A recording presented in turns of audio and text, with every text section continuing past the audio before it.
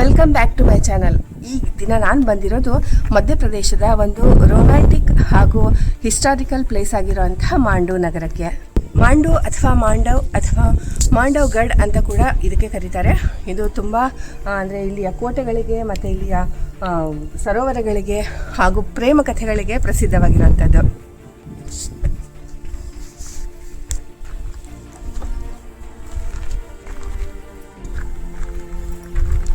So ಈಗ ಮೊದಲಿಂದ start ಮಾಡೋಣ. ಇಲ್ಲಿಂದ ಫಸ್ಟ್ ನಾನು ಬಂದಿರೋದು ಆ್ಯಕ್ಚುಲಿ ಸನ್ರೈಸ್ಗೆ ಅಂತ ಬಂದಿದ್ದೆ. ಅದಕ್ಕೆ ಬರಬೇಕು ಅಂತಂದರೆ ನಾನು ಇಲ್ಲಿ ಬಂದಿರೋದು ರೂಪಮತಿ ಮಹಲ್ಗೆ. ರೂಪಮತಿ ಬಗ್ಗೆ ಯಾರು ಕೇಳಿಲ್ಲ? ರಾಣಿ ರೂಪಮತಿ ಅನ್ನೋದು ನಾವು ಚಿಕ್ಕವರಿದ್ದಾಗೆಲ್ಲ ಅದ್ರದ್ದೆಲ್ಲ ಕಥೆ ಎಲ್ಲ ಕೇಳಿದ್ದೀವಲ್ಲ, ಅದೇ ರೂಪಮತಿ ಇಲ್ಲಿ ಅವಳು.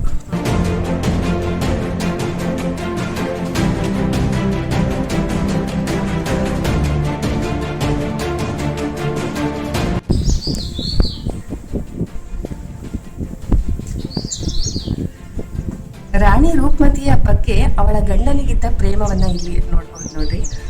ರಾಣಿ ರೂಪಮತಿ ಅವಳು ಒಬ್ಬ ಗುರ್ಜರ ಕನ್ಯೆಯಾಗಿರ್ತಾಳೆ. ಅವಳ ಗಂಡ ಬಾಜ್ ಬಹದ್ದೂರ್ ಶಾ ಒಬ್ಬ ಮುಸ್ಲಿಂ ರಾಜ ಆದರೂ ಕೂಡ ಅವನು ಒಳ್ಳೆಯ ಸಂಗೀತ ಪ್ರೇಮಿ. ಇವಳು ಒಳ್ಳೆಯ ಹಾಡುಗಾರ್ತಿ.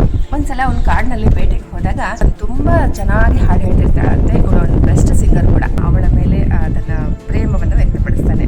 ಆಗ ಅವಳು ಹೇಳ್ತಾಳೆ, ಸರಿ ನಾನು ಕೂಡ ನಿನ್ನನ್ನು ಇಷ್ಟಪಡ್ತೀನಿ, ನಾನು ಮದುವೆ ಮಾಡ್ಕೊತೀನಿ, ಆದರೆ ನಾನು ಧರ್ಮವನ್ನು ಬದಲಾಯಿಸೋದಿಲ್ಲ ಅಂತ ಹೇಳ್ತಾಳೆ. ಅವಳು ಓಕೆ ಅಂತ ಹೇಳ್ತಾಳೆ. ಆಗ ಅವಳು ಹೇಳ್ತಾಳೆ, ನಾನು ದಿನವೂ ನರ್ಮದಾ ನದಿಯ ದರ್ಶನ ಮಾಡಿನೇ ನಾನು ಊಟ ಮಾಡೋದು ಅಂತ ಹೇಳ್ತಾನೆ. ಆಗ ಅವಳ ಮದುವೆ ಆದಮೇಲೆ ಅದಕ್ಕೇನು ಪ್ರಾಬ್ಲಮ್ ಇಲ್ಲ, ನಾನು ನಿನಗೋಸ್ಕರನೇ ಏನು ಬೇಕಾದರೂ ಮಾಡ್ತೀನಿ ಅಂತ ಹೇಳಿ ಈ ಮಹಲ್ನ ಕಟ್ಸಿದ್ದಾನೆ. ಇದು ಕಾರಣ ಅಂತಂದರೆ ಆ ನರ್ಮದಾ ನದಿಯಿಂದ ಅನೇಕ ಸರೋವರಗಳನ್ನ ಅವನು ಅಂದರೆ ಆರ್ಟಿಫಿಷಿಯಲ್ ಆಗಿ ಇಲ್ಲಿ ಬರ್ಸಿದ. ಇದಕ್ಕೆ ರೇವಾ ಸರೋವರಗಳಂತಲೇ ಕರೀತಾರೆ.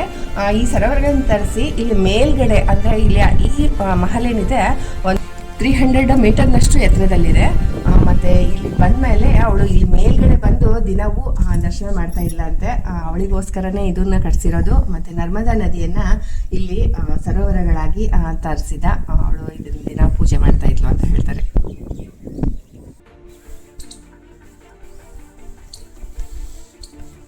ಈಗ ನಾನು ಹತ್ಕೊಂಡು ಮೇಲ್ಗಡೆವರೆಗೂ ಬಂದಿದ್ದೀನಿ. ಇಲ್ಲಿ ಎಷ್ಟು ಚೆನ್ನಾಗಿರೋ ಗಾರ್ಡನ್ ಕೂಡ ಮಾಡಿದ್ದಾರೆ. ಇಲ್ಲಿಂದಲೇ ಇದು ಪೂರ್ತಿ ಮಹಲ್. ಮತ್ತು ಎಷ್ಟು ಚೆನ್ನಾಗಿದೆ ಅಂದರೆ ಫುಲ್ 4 ಕಡೆಯಿಂದನೂ ಪೂರ್ತಿ ಮಾಂಡವ್ಗಢ ಅಂದರೆ ಮಾಂಡು ಊರನ್ನ ನೋಡ್ಬೋದು. ಮತ್ತು ಈ ಕಡೆ ಸೈಡಲ್ಲಿ ಅಂತಿರೋದು ಸರೋವರಗಳು ಮತ್ತು ನದಿಗಳಾದರೆ ಈ ಕಡೆ ಪೂರ್ತಿ ಊರನ್ನ ನೋಡ್ಬೋದು. ಇಲ್ಲಿಯ ಕೋಟೆಗಳನ್ನು ಮತ್ತು ಇಲ್ಲಿ ಪೂರ್ತಿ ಎತ್ತರದಲ್ಲಿರೋದು ಈ ಪವೆಲಿ ನಮಗೆಲ್ಲ ಬ್ಯೂಟಿಫುಲ್ಲಾಗಿ ಕಾಣಿಸುತ್ತೆ. ನಾನಂತೂ ಬೆಳಗ್ಗೆನೇ ಬಂದಿದ್ದೀನಿ. ಇಲ್ಲಿ ಮೇನ್ ಅಂತಂದರೆ ಇಲ್ಲಿ 25 ರೂಪೀಸ್ನ ಎಂಟ್ರಿ ಟಿಕೆಟ್ ಇದೆ. ಸ್ಪೆಷಲಿ ಸನ್ರೈಸ್ಗೆ ಅಂತಲೇ ಬರ್ತಾರೆ.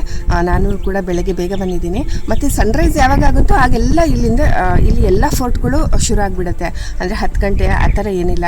ಬೆಳಗ್ಗೆ 5:30 ಆದರೆ 5:30 6 ಗಂಟೆಗೆಲ್ಲ ಶುರು ಆಗಿಬಿಡುತ್ತೆ. ಇಷ್ಟೆಲ್ಲ ಒಳದಾರಿಗಳಿದ್ದಾವೆ ಇದ್ರೊಳಗೆ, ಚಿಕ್ಕ ಚಿಕ್ಕ ರೋಡ್ಗಳು. ಮತ್ತು ಕೆಳಗಡೆ ಪೂರ್ತಿ ಮೇಲಿನವರೆಗೂ ಹೋಗ್ಬೋದು, ಆ ಥರ ಸ್ಟೆಪ್ಸ್ ಇದ್ದಾವೆ. ಮತ್ತು ಸ್ಟೆಪ್ಸ್ ಕೂಡ ಇದೆ. ಈ ಥರ ನಡ್ಕೊಂಡು ಕೂಡ ಬರ್ಬೋದು. ಆದರೆ ಕೆಲವೊಂದು ಕಡೆ ಎಲ್ಲ ಈ ಥರ ಕ್ಲೋಸ್ ಮಾಡಿದ್ದಾರೆ. ಇಲ್ಲದೇ ಇದ್ದರೆ ನಾವು ಮೇಲಿನವರೆಗೂ ಹೋಗ್ಬೋದು ಆ ಥರ. ಮತ್ತು ಒಳ್ಳೆಯ ಸುಸ್ಥಿತಿಯಲ್ಲಿರುವಂಥ ಫೋರ್ಟ್ ಇದು ನೋಡಿ, ಎಷ್ಟು ಚೆನ್ನಾಗಿದೆ ಇದು. ಮತ್ತು ಅಲ್ಲಲ್ಲಿ ಬೆಳಕಿಗೂ ಕೂಡ ಈ ಥರ ಮೇಲ್ಗಡೆಯಿಂದ ಬೆಳಕು ಬರೋಕ್ಕೂ ಕೂಡ ಈ ಥರ ತಿಂಡಿ ಮಾಡಿದ್ದಾರೆ. ಬರೀ ಈ ಥರ ಏನಿಲ್ಲ. ಮತ್ತು ಸೈಡಲ್ಲೆಲ್ಲ ಕಿಟಕಿಗಳು. ಚೆನ್ನಾಗಿದೆ. ಇನ್ನು ಎಕ್ಸ್ಪ್ಲೋರ್ ಮಾಡೋಕ್ಕೆ 1 ಅವರ್ ಬೇಕಾಗುತ್ತೆ ಟೈಮ್. ಓಪನ್ ಟು ಸ್ಕೈನಲ್ಲಿ ಬರ್ತೀವಿ. ಕೋಟೆಯ ಸ್ಟೆಪ್ಸ್ ಸ್ಟಾರ್ಟ್ ಆಗುತ್ತೆ. ನಾವು ಅಲ್ಲಿ ಮೇಲಿನವರೆಗೂ ಹೋಗ್ಬೋದು. ಮತ್ತು ಇದು ರೂಪಮತಿ ಪೆವಿಲಿಯನ್ ಅಂದರೆ ಅವಳಿಗೋಸ್ಕರ ರಾಜ ನಿರ್ಮಾಣ ಮಾಡಿರೋ ಅಂಥ ಇದು ಮಂಟಪ. ಇದಿರೋದು ಬಾಜ್ ಬಹದ್ದೂರ್ ಮಹಲ್ಗೆ, ಅಂದರೆ ಇಲ್ಲಿಯ ರಾಜ ರೂಪಮತಿಯ ಗಂಡ. ಇಲ್ಲಿ ನಾನು ನೋಡಿದ್ದು ಅಂತಂದರೆ ಇಲ್ಲಿ ಮಹಲ್ಗಳ ಥರ ಕಾಣಿಸ್ತಾ ಇದೆಯಲ್ಲ, ಇದೆಲ್ಲ ಚಿಕ್ಕದು. ಇದು ಒಂದಾದ್ಮೇಲೆ ಒಂದು ಸ್ವಲ್ಪ ಕಡಿಮೆ ಅಂದರೆ ಒಂದು ಹೈಟ್ ವೈಸಿಂದ ಕಡಿಮೆ ಆಗಿ ಹೋಗ್ತಾ ಇದೆ. ಇದಕ್ಕೆ ಕಾರಣ ಅಂತಂದರೆ ಅಲ್ಲಿ ಮೇಲ್ಗಡೆ ಒಂದು ಡಕ್ಟ್ ಮಾಡಿದ್ದಾರೆ, ಅದು ನೀರು ಹೋಗಲಿಕ್ಕೆ. ಅಲ್ಲಿ ಕೆಳಗಡೆ ಎಲ್ಲ ಒಂದು ನೀರಿಂದು ಬಾವಿ ಇದೆ.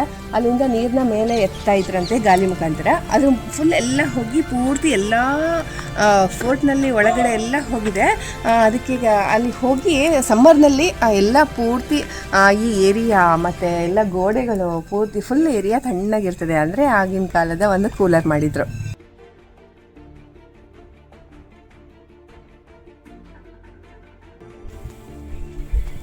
ನೋಡಿ ಆಗಿನ ಕಾಲದಲ್ಲಿ ಮಾಡಿರೋ ಅಂಥ ಇದು ಪೈಪ್ಲೈನು. ಅಲ್ಲಿ ಮೇಲ್ಗಡೆಯಿಂದ ಎತ್ತಿರೋ ನೀರನ್ನ ಇಲ್ಲಿಗೆ ಬಂದು ಇಲ್ಲಿ ಈ ಕಡೆ ದೊಡ್ಡದಾಗಿರೋ ಒಂದು ಕುಂಡ ಮಾಡಿದ್ದಾರೆ. ಈ ಪಾಟಲ್ಲೆಲ್ಲ ನೀರು ಬಂದು ಬೀಳ್ತಾಯಿತ್ತು. ಮತ್ತು ಇದ್ರ ಸುತ್ತಲೂ ಹೊರಗಡೆ ಎಲ್ಲ ಏನಾದರೂ ಪ್ರೋಗ್ರಾಮ್ಸ್ ನಡೀತಾ ಇತ್ತು, ಕಲ್ಚರಲ್ ಪ್ರೋಗ್ರಾಮ್ಸು, ಸ್ಪೆಷಲಿ ಸಂಗೀತ ಪ್ರೋಗ್ರಾಮ್. ಯಾಕಂದರೆ ಬಾಜ್ ಬಹದ್ದೂರ್ ಆಗಲಿ ಅಥವಾ ರೂಪಮತಿ ಆಗಲಿ ಇಬ್ಬರು ಸಂಗೀತ ಪ್ರೇಮಿಗಳು, ಇಬ್ಬರು ಹಾಡುಗಾರ್ತಿಯರು. ಇವಳಿಗಂತೂ ರಾಗ್ ದೀಪಕ್ ಆಗಲಿ ಮತ್ತು ರಾಗ್ ದೀಪಕ್ ಅನ್ನೋದರಲ್ಲಿ ಇವಳ ನೈಪುಣ್ಯತೆ ಇತ್ತು. ಮತ್ತು ಬಾಜ್ ಬಹದ್ದೂರ್ಗೆ ರಾಗ್ ಮಲ್ಲಾರಲ್ಲಿ.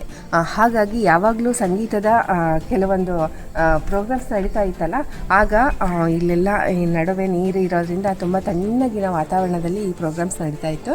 ತುಂಬ ಇಷ್ಟವಾಗಿರೋ ಅಂಥ ಮಹಲ್ ಇದು. ಇದಕ್ಕೆ ಸಂಗೀತ್ ಮಹಲ್ ಅಂತ ಕೂಡ ಕರೀತಾ ಇದ್ರು.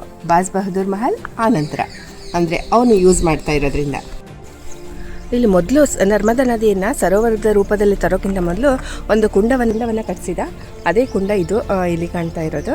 ಇದಕ್ಕೆ ರೇವಾ ಕುಂಡ ಅಂದರೆ ನಾನು ಆಗಲೇ ಹೇಳ್ದಂಗೆ ನರ್ಮದಾ ನದಿಗೆ ರೇವಾ ಅಂತ ಕೂಡ ಕರೀತಾರೆ. ಇದು ರೇವಾ ಕುಂಡ. ಮೊದಲು ಸ್ಟಾರ್ಟಿಂಗಲ್ಲಿ ಇದ್ರದ್ದೇ ಪೂಜೆ ಮಾಡಿ ಅಂದರೆ ರೂಪಮತಿ ತನ್ನ ತಂದೆಗೆ ಪ್ರಾಮಿಸ್ ಮಾಡಿರ್ತಾಳೆ, ನಾನು ಯಾವಾಗಲೂ ದಿನವೂ ಅಂದರೆ ಸಾಯೋವರೆಗೂ ನರ್ಮದಾ ನದಿಯ ಪೂಜೆ ಮಾಡಿಯೇ ಮಾಡ್ತೀನಿ ಅಂತ. ಅದಕ್ಕೋಸ್ಕರ ಅವಳು ಮಾಡಿದ್ದ ಒಂದು ಪ್ರತಿಜ್ಞೆಗಾಗಿ ರಾಜ ಇದನ್ನು ರೇವಾ ಕುಂಡವನ್ನು ಕಟ್ಟಿಸಿದ್ದ. ಅನಂತರ ಇಲ್ಲೊಂದು ಚಿಕ್ಕದಾಗಿರೋ ಮಹಲ್.